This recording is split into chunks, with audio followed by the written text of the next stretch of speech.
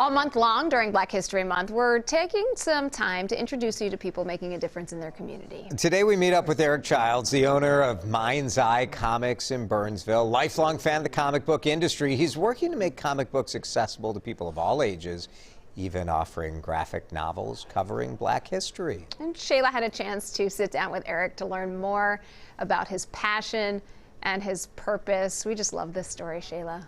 Absolutely. Ever since he was a child, comic books have always been an escape for Eric Childs. It's a passion he's now able to share in his own store, making space for lesser-known creators to be found next to some of his childhood favorites. I feel like I'm a spectator at my own life. Eric Childs is living his dream. When I'm in this space, I am at home. The husband, father, and artist owns Mind's Eye Comics in Burnsville.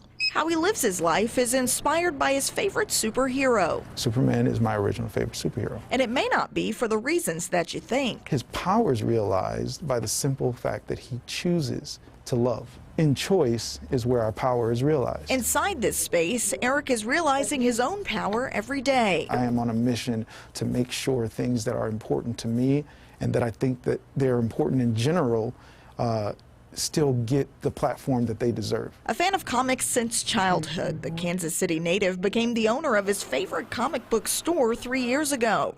He moved Mind's Eye Comics from Eagan to Burnsville and has continued filling the shelves. In everything that you see, I've poured my heart and soul into every aspect and nuance, every placement, everything in this space is all input from my mind. A mind his mother helped to shape before she died. I found this old photo, like every photo back then looked like some kind of Hollywood glamour shot. I was like, wow, Mom, this is you, you're beautiful. She was like, oh, you think so?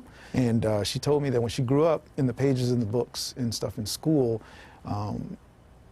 there was no one that ever looked like her. And so my mom, she told me that she didn't think she was beautiful.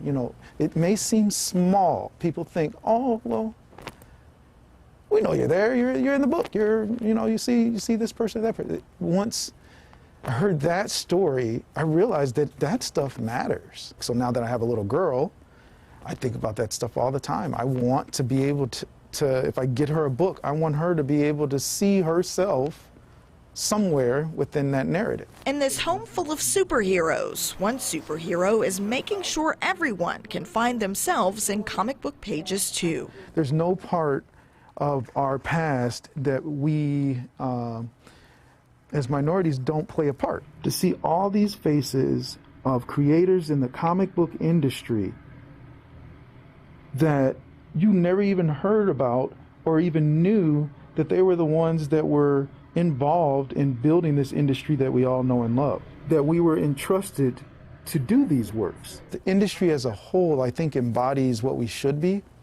We should be human beings that are creating marvelous works that inspire, that promote, that engage, that do a lot of positive things within our world, us as human beings. And recently, Eric had a chance to honor his parents and others from his personal journey through a limited edition shoe design created for the Vans Shoe Company. It's part of the Foot the Bill initiative, helping small businesses navigate the pandemic. For more information, visit our website, WCCO.com. Yeah, no doubt he's honoring his parents. That story about his mom and the inspiration she gave to him is just incredible. Yes, and the impact that he's able to have by making certain materials available on his shelf so others could see themselves too. Quite a selection he has there too. My goodness, really What great. a great bookstore. Cool story. Thanks, Shayla. We want to let you know about our Black History Month special that airs tonight. It includes stories focusing on both the leaders in the Black community and the resources available for people who want to learn more. Special airs at 7 o'clock tonight on CBSN Minnesota.